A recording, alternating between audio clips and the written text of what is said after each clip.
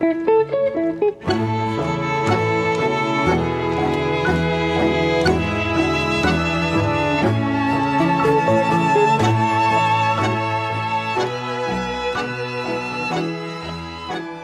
it's really exciting to have you. And I wanted to first give our listeners a little bit of a context of why you're even on the show and use that as a springboard for discussion. And I'll just say that the way I came across you is through the article that you wrote for this website called The Medium, or just Medium. And I would love for you to just give us a little bit of an overview of how and why you came to write the article. And I'm sure a lot of listeners have read it. And if not, I'm going to link the article in the show notes, so you don't necessarily need to recap the whole article, but Sure. just to give us a little bit of a sense of what kind of brought you to write it. Essentially, how it came about was I have this blog on Medium. So Medium is just a site where anybody can have a blog. And I started this blog in 2017 just to kind of document my personal development journey and my social dance journey. And it became kind of a platform for me to talk about different issues in the dance community, different social issues, things like that. And so I haven't written on there actually in a while. Just the urge hadn't struck me until I had this experience. So I was in New York visiting a friend, and he mentioned that he did tango and asked if I wanted to practice dancing a little bit because he's recently venturing into the Zouk scene and wanted to do, just whatever dancing, right? He also likes to fuse the two. So I said, sure. And I mentioned to him that I had wanted to do tango for a long time. In fact, I had tried to start doing tango back in college before I found any other style of dance besides Latin ballroom, which I did for 2 years. But in the class that I went to, I was having a really hard time understanding it. It felt more like they were teaching movements, but not quite explaining the lead and follow. And so when I went to my first Milonga, this was back in 2014, they had a Milonga at the university. And it just was vaguely, I remember it was just not a good experience. I remember one of my friends telling me that, you have to stay for the entire tanda. You can't leave. And that, at the time I didn't understand, of course you're free to leave at any point during a dance. You're not, contractually obligated to stay there or they sue you or something. Right. But I, was brand new. And so I remember having one dance with this older guy that was kind of uncomfortable because I didn't know anything. And I was like, okay, this is not for me. And I left. And so years went by, and of course now I have a lot more experience as a dancer. I dance many different styles of dance. So I dance Zouk, Brazilian Zouk is my primary, but I also have done salsa and bachata. I've also done West Coast swing. I've done samba de gafieira and bolero, which are Brazilian ballroom dances. So I have a decent amount of experience with social dancing, and I thought, okay, I bet if I tried to do tango now, I would understand leading and following better, and I would pick it up a lot faster because, it's obviously much harder to learn things when you have no body awareness. So my friend offered to teach me some basics, and I said, absolutely. And he taught me for 2 hours in his house, just dove right in, and we kind of got swept away, and it was so exciting and so much fun. And he's been doing tango for a very long time. I think he said he started doing tango back in the 90s. And so he was really excited for me. And he kept saying, oh, if I could just bring you to a Milonga, no one would believe that you've only been doing tango for, 2 hours. And I was like, yeah, I just don't think that I'm ready for that yet. There are a lot of instances in the past where I've gone to a social after only having a few classes, and it's just always a little bit stressful because, you're trying to remember all the things that you learned and whatnot, and it's just not for me because I have a lot of anxiety. And so I said, oh, no, I don't think so. But then eventually I was kind of convinced because he kept suggesting these different events that were happening that weekend. And I was just visiting in New York. I don't live there. And then some of my other Zouk friends he was like, yeah, if they want to come and I can show them some of the basics and you guys can just all come and it'll be a great time. And I was like, okay, well, if I have friends with me, then, that's a little different because we can just drink and socialize and, hang out if, I'm not having a good time.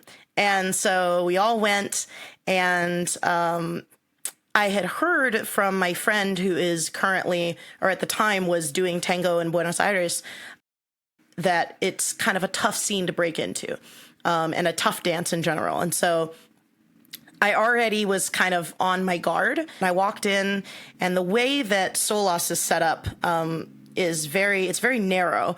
And so there isn't a lot of room to kind of group and congregate. And so it was very difficult to introduce myself to people or break into conversations or anything like that. And so I ended up just kind of hanging along the wall until my friend arrived, because I was like, there's no way that I'm going to be able to dance without, let alone the fact that no one was really looking at me or inviting me to dance. I was too scared to even think about doing it without him. So he showed up, we danced a couple of tandas together. And then, he reaffirmed that he thought I was doing amazing and, that I should go ask someone to dance. And he had mentioned cabeceo and how that's, a custom in a lot of milongas, but he said that in his opinion, modern day tango dancers weren't as beholden to tradition, and that he had hosted milongas in Paris and Argentina and had been to milongas where that was not as much of a thing.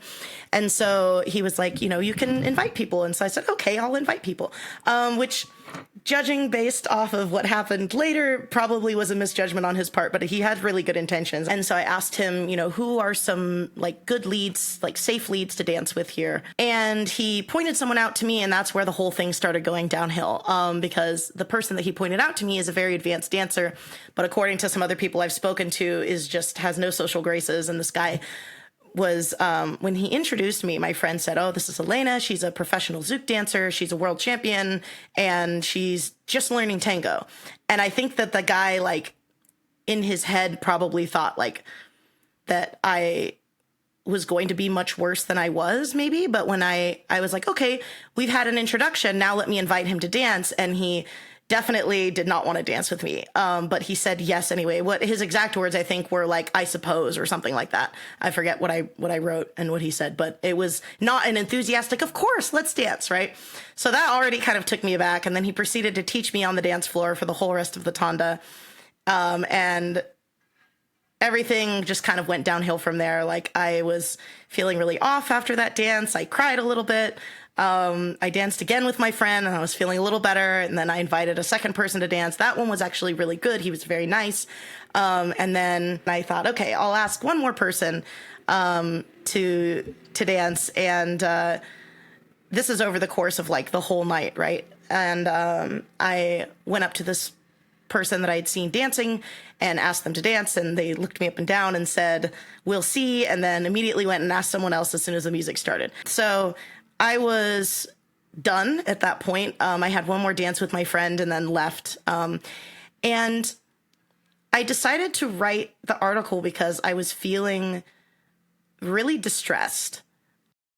I had heard from multiple different people, from both my friend who was training tango in Buenos Aires and also from others, that tango is, not that welcoming. It's hard to break into, but I thought they were exaggerating because, I've had similar experiences with every other dance that I've done except for samba gigafieira, and that's because when I went to Brazil, I think the circumstances lined up right. I don't know if their community is cliquey at all, but I've had similar experiences in every other dance style that I've done.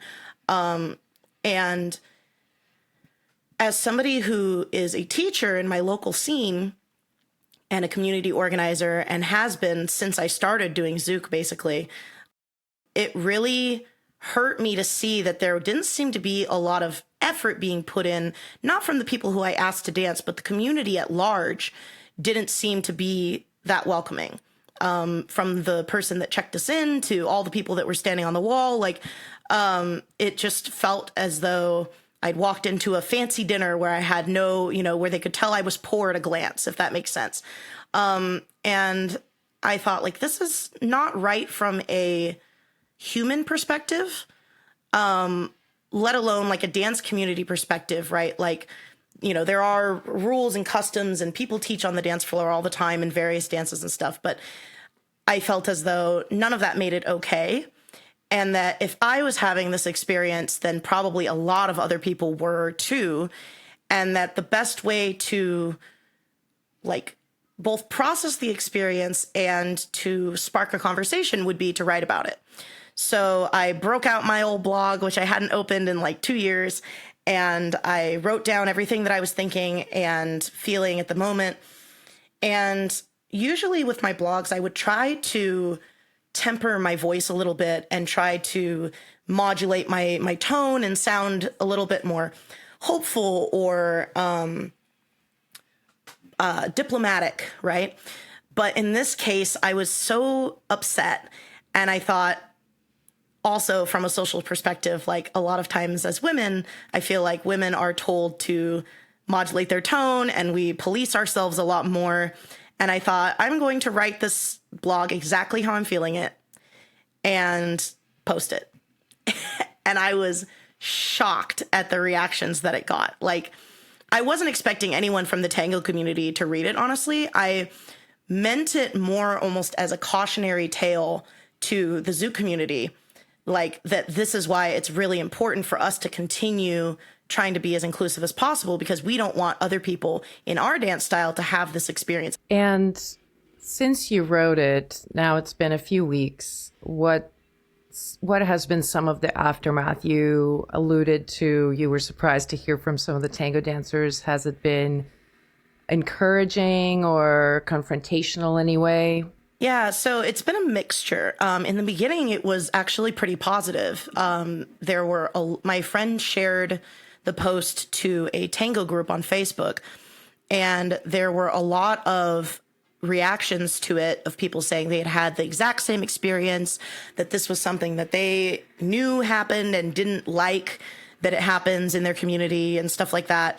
And then I started seeing other comments from people who were just assuming a lot of things about me. I felt as though they felt their community being attacked or felt that they were being attacked and just shored up the defenses real hard.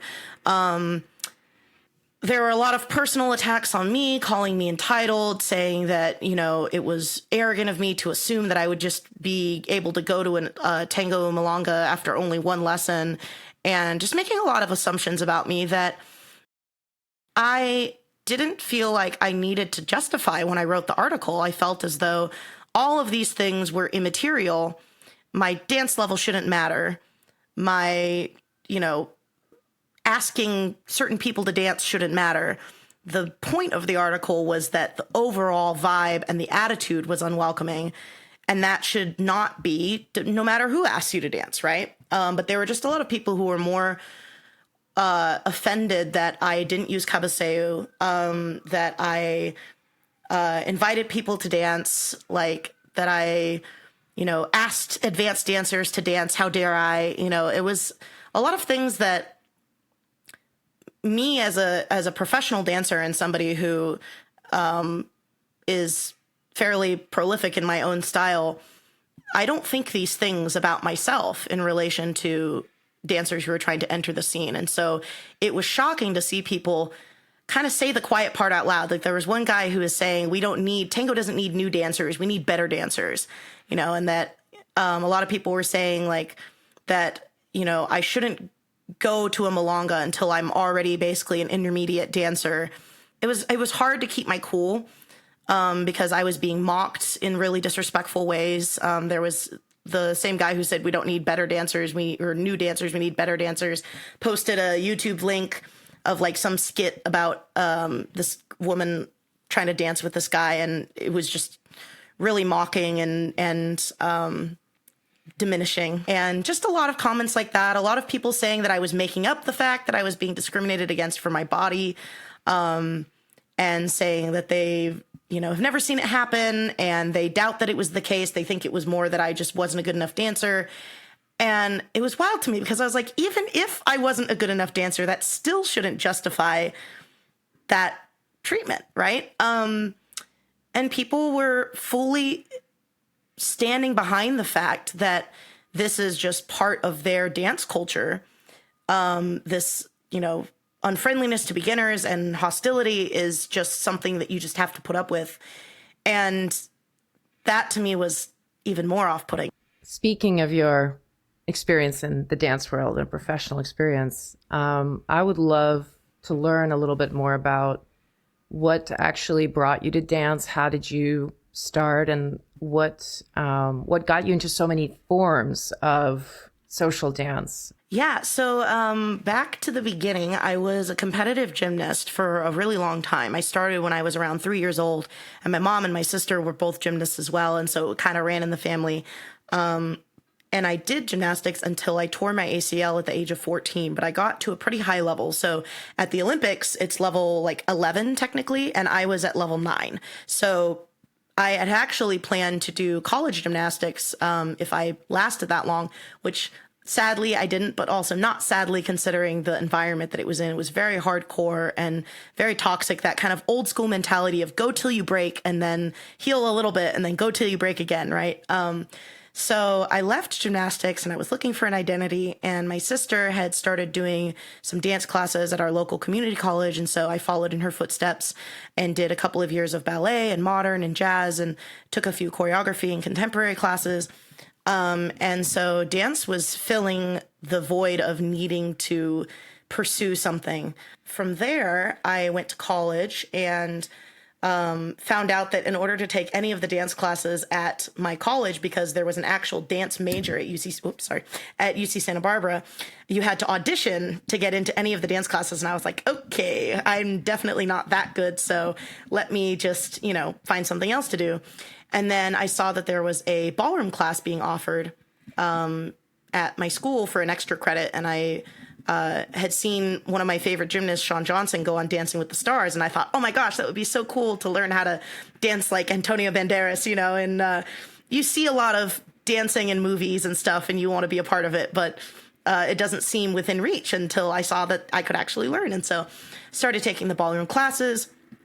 Some of the teaching assistants noticed how enthused I was, and they said, hey, you should try out not try out for, but just come try out the club, because we have a club that does dance sport. It's competitive ballroom dancing. And I heard competitive, of course. That sounds like it's right up my alley, because I am a very competitive person. And so I started doing ballroom and loved it. But then when I graduated college, there wasn't really a way to continue doing that, because I had split with my dance partner and there was a severe shortage of leads in the community, which is kind of the case of dance communities anywhere. And so I had done a little bit of salsa and bachata, just kind of here and there, small, tiny socials at the school. But then I started to get more into it. And so I was going to salsa congresses and having a great time. And then I met a boy who I thought was cute, and he mentioned that he loved Brazilian Zouk. And I was like, what's Brazilian Zouk? And thought I should look into this dance so I have an excuse to start a conversation with this guy. And looked into the dance, took a couple lessons, didn't understand it, actually really disliked it. But it was always kind of hovering on the periphery of my sphere. So I would go to this social in Los Angeles called the Zouk Uprising, which still happens. But I would always just kind of peek in the Zouk room when the socials were going and go, yeah, no, I don't want to dance it, and come back out, and it wasn't a thing. And then I saw at one of the other bachata festivals that I went to, there was a Zouk room, and they had some very high level dancers in there. And I went in there and watched and thought, oh my gosh, this is beautiful. And the time seemed right. And so at that social, I was when I started actually being like, okay, I could dance this dance. It wasn't just about me trying to impress a boy anymore. It was like, this feels right. Fast forward, a year or so, actually not even a year, about 6 months, I had moved to the Bay Area, and there were some students in Davis, which is about a 2-hour drive away, who I knew from various salsa things. And they wanted to learn Zouk, but there was no Zouk in Davis. And so I rented a studio space up there. On Sundays, I would drive up to Davis and teach them whatever I had learned from my teachers, and then drive back down to San Francisco. And actually, because the teachers that I was learning from were in Los Angeles, I was doing a lot of driving back and forth and back and forth. And before I knew it, I was organizing events. I was doing classes because, and I've heard this from a lot of other dance teachers, they start teaching by accident because people say, oh, we want to learn, but there's no one here to teach us. And then you say, okay, I guess I can show you a few things. And then they go, oh, now that we have a social, now we need somewhere to practice. We need a practica. And then they're like, well, the practica is nice, but now we want a social that goes longer. And then they're like, well, the social is nice, but we want to learn more. So you should bring in other artists for weekend events so we can learn from people outside the community. And before you know it, you're like I was working a full-time job and doing dance at the same time. And my life was crazy and I was so burnt out and exhausted all the time, but it was exhilarating. And that started me down this path. Now I teach dance full time. Well, I'm in this economy. I'm also looking for a part-time job again, but I teach dance for a living now. And I think it was really fortuitous that I came into Zouk the way that I did, because I think I learned a lot faster because I was also having to teach. And, you know, you can't explain something to someone if you don't know it well yourself. And so it was kind of forcing me to practice more and making me even hungrier for knowledge than I would have been on my own. Yeah, so then I moved to DC. Now I'm here. I work with a school here that just teaches Brazilian Zouk. It's one of the biggest Zouk scenes in the United States. And we have a cast of amazing teachers here. And there is a definite element to community building that kind of threads through all of it.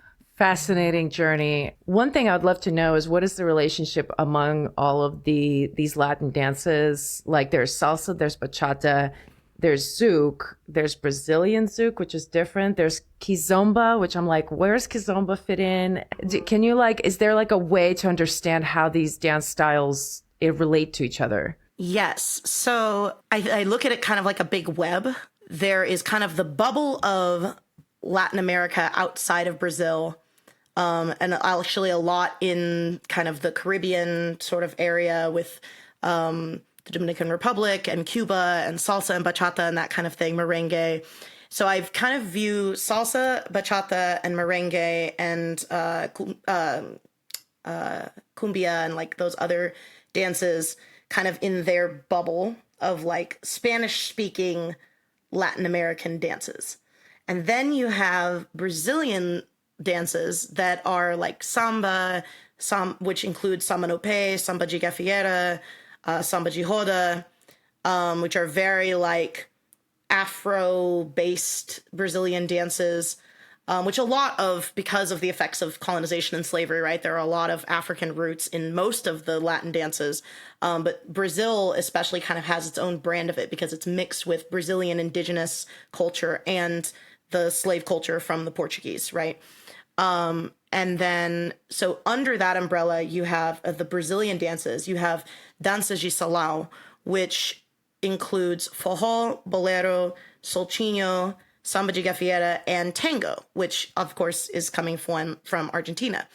But the Brazilians, you know, are neighbors to Argentina, and so that is considered one of their 5 ballroom dances.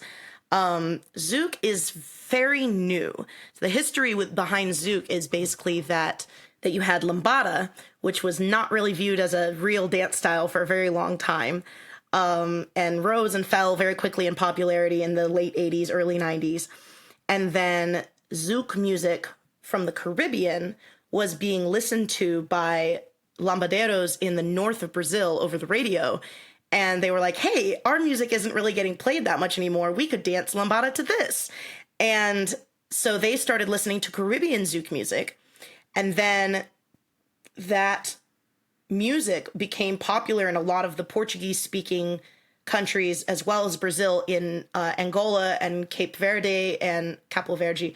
They started artists like Nelson Freitas and Johnny Ramos, and you had all these people who were basically singing Portuguese to Zouk music. They called it ghetto Zouk.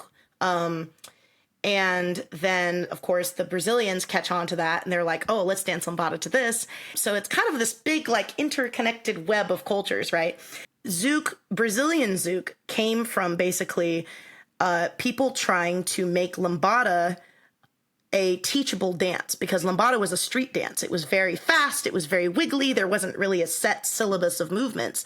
And so studio teachers in Brazil, we're trying to find ways to make it more palatable for your average person who wants to learn how to dance. So they started adding other dances in. They added a linear basic from bolero that just goes backwards and forwards. They added some turns and other linear movements from other Brazilian dances. There's some tango influence, some samba influence. Then it just blew up from there. And so you have within Zouk different styles of Zouk dancing. In itself, Zouk is a fusion dance. And so the more dance styles that you know, the easier it will be to dance Zouk. And so I started obviously just doing Zouk, but then discovered other Brazilian dances. And first off, those dances are beautiful on their own, but then I also figured out that they were going to help me with my Zouk. And so I started training in those other dances too. And that's where you see now I dance a bazillion things. And also I have ADHD, so I blame that too. That is really fascinating because I have a very clear memory as a kid seeing the Lambada music video that in the 80s. Do you remember that video? It was like they're on the beach and they're all dancing. There's like a cute boy and a cute girl. Oh, yes. I think that video is somewhat to blame for me becoming a dancer. I swear. Really? Because when I watched it as a kid, there was just something so romantic around the idea of like dancing with the boy. And it's all like, you know, that romantic, sexy scene that you don't really understand as a kid, but you're just looking at it going, oh my God, I can't wait to be an adult so I can do that, you know? So that's really amazing. Yes. Okay. So I want to leave this, this part of our conversation and really talk about this idea of the social scene. And you alluded to it, that you as an organizer, as a community builder are really interested in, facilitating community building activities and making sure people are involved. And you also mentioned that you've noticed that all dance scenes deal with certain issues when it comes to friendliness. Like in every scene, you can experience different tensions, different conflicts. And I know a lot about what's going on and what we're dealing with in the tango community. I'm curious if the social scene that you're involved with, whether you guys are dealing with similar issues or whether there are some issues that are specific to the Zouk community. And specifically, I'm curious, like, for example, too many leads, or not enough leads, I should say, right? A lot of followers, not enough leads. So there's a lot of discussion in the tango community around there's not enough men, there's a lot of women. And because of that, sort of discrepancy in the gender roles, there ends up being favoritism. Certain dancers do really well. Certain women who look a certain way do really well, whereas other women don't. And there's a bit of ageism as well. And anyway, so there's like those issues that we are dealing with in tango. I'm curious if you experience those kinds of things in your scene and how you guys as a community address that, if there's different things that you've had to face on that level. Yes, in short. I think that dance communities and communities in general reflect society as a whole. You end up with these kind of micro environments that are a reflection of what society is, right? So in any community, but especially communities that have more to do with the body, like dance or, fashion or things like that, you're going to run into the same problems that we have in real life with fat phobia and discrimination and people being cliquey against outsiders and people being discriminatory based on different social dynamics. Like that's all going to be the same as we experience in the normal world, but I feel like the effects are amplified in the dance community, which is why to me it's really important to try to be better than the whole of society. Because dance is a privilege. It's an artful pursuit that is not necessary to live. And so to keep it as an escape and keep it as something fun and engaging and exciting to do that doesn't reflect all the problems we have in the real world, we should try to make it as inclusive and as welcoming and as nice as we possibly can, right? At least in my personal opinion. Now, I have experienced that kind of discrimination and seen it in action in every single dance style, like I said, with the exception of my samba experience, which I think was just the perfect storm to be good, of like certain dancers with different looks getting favored more, certain dancers who are more popular, you know, being swarmed and leaving an imbalance. I think the lack of leads in the dance communities in general has a lot to do with societal constructs around men and dancing, and is it like not masculine to dance, and so a lot of men don't enter the dance world as commonly as women do. In the Zouk scene, what I'm seeing more as a trend is a lot more women learning to lead, which I think is really good, because I think that it furthers a lot of the problems when you have men only as leaders and women only as followers, and like also non-binary folks and trans and queer folks and everyone in between should be able to dance whatever roles that they want, right? And I'm seeing a lot more women leading in Zouk, and I'm also seeing more men following, which is really great. And there's a lot of people who are pioneering that in our scene. And not to toot my own horn, but I was the first female lead to compete at Brazilian Zouk World Championships, the first year that they had it in 2022. And I was, again, the first female lead to compete in the Showtime division this last year. I've been empowered to do by the people that came before me, right? So I do feel like there is also the majority of people in Zouk want the scene to be as inclusive as possible. At least the people who are in positions of power do. And that is actually improved much over the years, because when I first started doing Zouk, there were communities that I went to where the scenes were dying because the teachers were fighting and nobody was allowed to go to each other's socials. And so you had like 12 dancers at this party and 12 dancers at that party, or teachers making their socials on the same day as other teachers so that, you know, only half the number would be at each one. And like all of this stuff that just not even is a good business practice, is just plain silly if you're trying to get more students, right? But things that were done out of a scarcity mindset and out of fear. And I think that in general, Zouk being such a new dance and not being respected by a lot of, let alone, you know, other dances, but a lot of Latin dances like salsa and bachata, and kizomba, people will still turn their nose up at Zouk and go, ugh, Zouk. You know, they still don't all respect Zouk as an art form or as a legitimate social dance. Even in Brazil, it took a while because of the preconceptions about Zouk coming from Lambada and stuff, I'm sure, but it took a while for Zouk to actually be recognized. And so we can't afford to be unfriendly. If we don't want our dance style to die out or to get a bad reputation and have no one come to our dance classes or anything like that, we need to be friendly. And I think that it makes sense from a humanitarian perspective as well as from a monetary perspective. If I, you know, want to run an event, it costs money. You have to rent a studio. You have to pay for a DJ. You have to do all this stuff. Like, it would be nice to not have that come out of your own pocket. So it makes sense from a monetary perspective as well, right?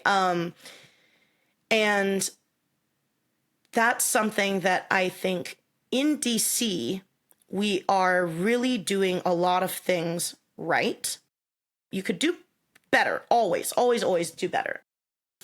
And that's the other thing, too, that I wanted to be clear to people, that I don't think it's only tango that has an unwelcoming vibe. I think that every dance can improve, including Zouk. Like, even with this article, there were people messaging me being like, yeah, I had this experience in Zouk too, in your city. And I was like, oh, tell me who it was. Like, you know, in DC, Ashley Kent, who is like the kind of de facto leader of District Zouk, she makes an announcement at all of our socials to dance with new people, to ask people who are sitting down to, like, you know, be mindful of who you're dancing with. And she leads by example, and our staff lead by example. And that sets an example for our students as well, to dance with more than just their friends or just the popular good dancers and stuff like that. And as a result, I feel confident and safe inviting a friend who's maybe had a bad experience in other dances to come dance at Zouk in DC, because I know that generally speaking, they're going to have a good time. Like, I always try to guide the experience as much as I can. And like, I will dance with them or ask my advanced friends to dance with them and stuff. I think in this day and age, no matter what, there isn't room for conduct that makes people feel unwelcome or makes them feel terrible about themselves. Like, in the real world, I think you would expect people to be kinder to you than people were telling me is justified in their dance scene, if that makes sense. So like, if I, am waiting in line behind someone and I need to get their attention and I tap them on the shoulder and say, excuse me, like, they're not going to turn around and like be rude to me because I got their attention, right? Like, this is something that in the normal world is something that does not require a rude reaction. And so, yes, I understood that, like, there were certain customs in tango that I was flying in the face of, but also those customs by different accounts seems like it's not one monolith of culture, like that there are different people that believe different things, right? It just was surprising to me the amount of people that were okay with exclusivity, that were okay with unfriendliness, and that were hostile towards beginners. And let alone the fact that I'm not even what you would consider to be your average beginner, right? Like, I'm not going to be as difficult to dance with as someone who has absolutely zero dance experience. And so it really worried me because I was like, if I had this experience as an experienced dancer who's faced discrimination before, if it affected me this strongly, like, how are y'all still getting dancers? Like, that's crazy. I think you're voicing a lot of the same sentiment that many of the dancers in the tango community feel. There's many people who want to improve the level of friendliness and the quality of connection that we offer to newcomers into tango. I'm sure that a lot of listeners who are listening to this conversation will be thinking, oh, well, tango is different because we have tandas. And because you have tandas and you have a line of dance and you have to dance 3 or 4 songs with someone and somebody needs to know what the line of dance is, and it makes it more difficult for a raw beginner right away to like get involved in the milonga. And I agree with that part of it, that makes it more complex.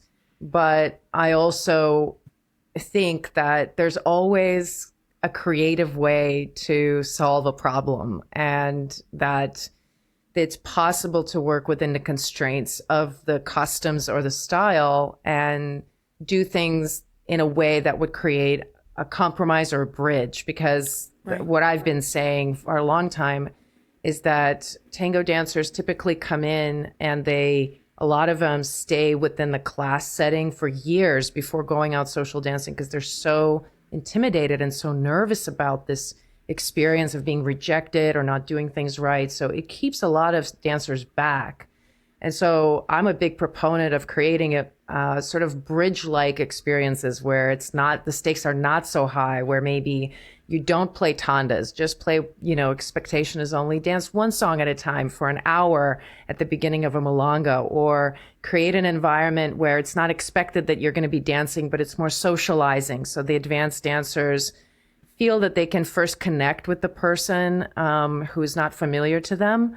Because, I was having a conversation about your experience with someone, and it was, a guy. It was my husband, actually. We were having this conversation, and he said, I want to have the right to I want to have the space to not be expected to dance with someone. And I think a lot of leaders in tango feel there's a lot of pressure on the leaders because there's not enough of them. So, it's very common for leaders to feel like they're the target, a moving target for other dancers. And he was saying, I want to feel like I'm not expected to dance, and maybe I see somebody and I'm not attracted to them in some way, and I don't want to dance with them, and I want to have the freedom to feel that way. And I was like, absolutely, absolutely. But I said, wouldn't it make a difference to you if I came up to you and said, hey, here's so-and-so, I just met them, they're so and blah, blah, blah, introduction. And wouldn't you be much more likely to choose to dance with them if I put in a good word and said, oh, I just danced with them and they're amazing? right? Like how much higher the likelihood is for you to choose to dance with this person now that there was this moment of human connection. Yeah. And so he was like, yeah, you're right. And I think that's where I kind of come back to this sentiment that there's always a creative way to work around this. And as you said, if we as a community want our dance form to thrive and to build and grow, we have to be creative, because it is sort of a luxury to be able to do this. And people are always, there's that struggle between doing things because you want to serve and doing things because you just want to enjoy them and you want to escape, right? And that feeling of escape has to be there for the dance to survive, I think. So it can't feel like you're going to dance because you owe it to the community. Like that can't be your motivation. And it can't really be that you go without thinking about anybody else and you're just going and you're just sort of selfishly kind of pursuing your own agenda and not thinking about anyone else. You got to like have that balance of the two.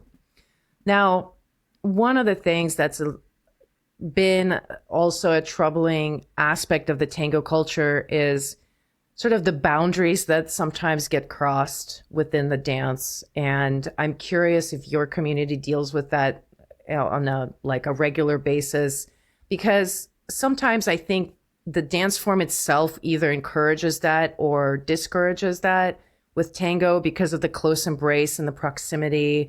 You can really feel the other person's body. We've had, women complaining about their boundaries being crossed, not knowing how to speak up or how to defend themselves or ask for something different.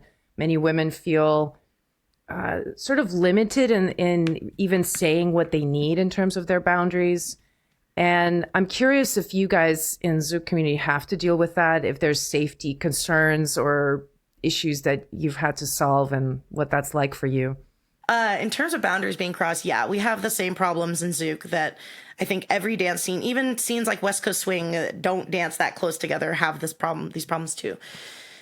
And I think that the nature of the dance can encourage that. So I think that is where really mindful teaching can go a long way. And telling people who are new to Zouk that you're allowed to leave a dance at any time for any reason. And also putting measures in place so that if something does happen, they know exactly who to go to and exactly how it's going to be handled. And it's not perfect, but it does make people feel safer. And I think with that also comes a certain amount of empowerment to set your own boundaries, because you feel like the people in your scene are going to back you up if those boundaries get crossed.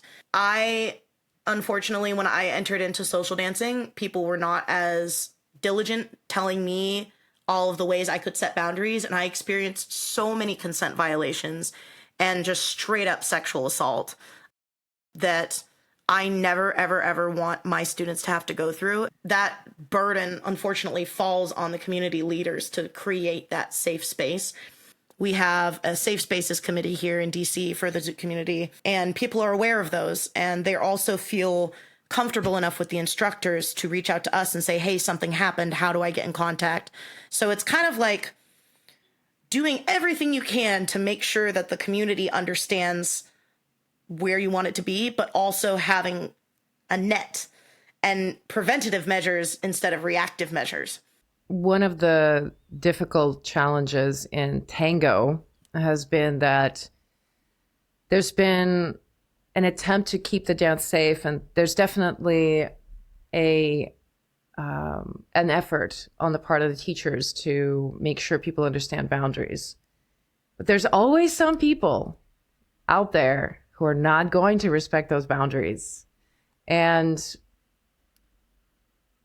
in the time that I've been in tango, I've seen many examples of this, and this is my curiosity: is this happen in other scenes, or is tango particularly acute in this issue? Is that a lot of the times the main, let's say, offenders the ones that break the biggest boundaries are the most advanced dancers Or the teachers. or teachers or organizers or all of the above. So then they end up pushing the boundaries and they don't suffer the consequences. And if the consequences are there, they are temporary, and they include something like they're shut out of the scene for a period of time, and then they're back and they're teaching and they're circulating, and there's nothing. So, it's a conundrum that has no solution at this point for tango, but I'm curious if that's something that you guys are also dealing with. Unfortunately, yes. And I think this is something that needs a lot of work in the Zouk scene. There was a Me Too movement during COVID inside the Zouk scene that was started in Brazil. And this account basically was posting these anonymous confessions from different dancers who had been sexually assaulted or harassed by different instructors. And so many prominent instructors were outed and canceled for like a hot minute, and then, or not canceled at all, and with very little consequences. There have been other very severe transgressions made by different dance teachers in the past, and I will say overwhelmingly male, who were like kicked out of the scene officially or unofficially for a number of times, and then came back. And the fact that they are back is a subject for a hot debate, because people are saying like, okay, at what point, and this is something that I struggle with too, because I used to work in restorative justice, which is kind of like more non-punitive measures when it comes to criminal offenses, right? I used to work with a lot of kids who shoplifted and things like that. And like the restorative justice approach almost always leads to like reformed people, which is great. But there's also like, there has to be a line there somewhere too with how you keep people safe, because there's restorative justice and then there's just sweeping things under the rug because this instructor is really attractive and a good dancer and you want to have them at your event because it'll sell more tickets, So it's like, I want to believe that people can be taught and rehabilitated to a certain degree, right? And learn from things and atone for things. But also, there are people in the community who are still going to feel unsafe when they're around that person, right? So it's something that we're also dealing with, and something that I wish we dealt with a little bit better. There was a movement after this kind of Me Too movement. I forget the title of the page, but it was like basically Stop Assault in Dance.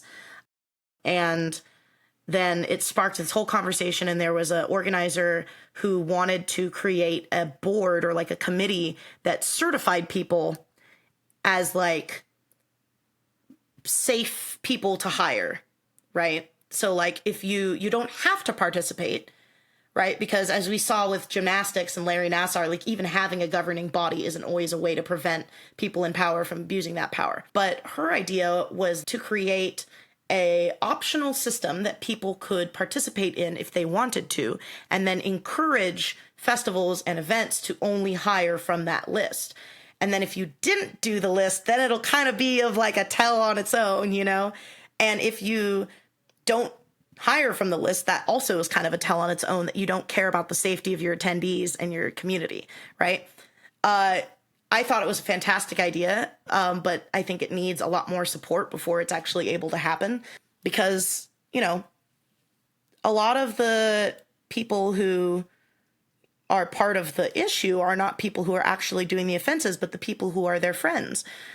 Because it's really hard to hear that your friend did something really bad or may have done something really bad and hold them accountable and all that stuff. So it's very thorny. It's a very thorny issue. It's something that we're always trying to find better solutions for here. And I don't have a good answer, sadly. Well, I think your answer was great. I mean, for me, and I don't know if my listeners would agree, that there was something soothing to hear that other dance scenes are also dealing with this. That I think in tango, we're kind of in our own little bubble, so our problems seem to be very acute And it seems like they only happen among tango dancers because tango has this special quality of some kind. But it's nice to hear that it's just part of the fabric. It's part of the tension that we have to deal with. It's a micro environment reflecting the culture that we have in the world, I think. Yeah, exactly. And I think it's reflecting the tension that's going on between genders and between our ideas of what it means to be a woman and a man, a follower and a leader. And in Zouk, do you guys automatically introduce leading and following to each person who dances? Or is it more of like still accepted that women will go as followers and men lead? We actually encourage people to do both roles by offering a discount if they want to take the courses again in the opposite role, or we let them come for free to repeat the courses as long as they fill in whatever role is needed. So that's like one of the ways that we kind of encourage those lines to blur a little bit more. But I would say that it still does kind of fall along gender lines, or I guess sex lines, for the most part, but I would say we have a higher percentage of people that either do both or do the opposite role than other styles of dance. I feel like we've covered so much ground, and I'm curious what is next for you. What are you working on? I want to make sure people check out your social. Your handle is at Elena the Rhinestone. Yeah, so competing at Worlds again. I have a lot of different gigs in different cities, still open for work if anyone wants a Zouk workshop. Going to Brazil for another 3 weeks. I'm teaching at a congress down there. It'll be my second time teaching in Brazil, so that'll be cool. I'm so grateful to have you on the banter. Thanks for coming on. Thank you so much for having me.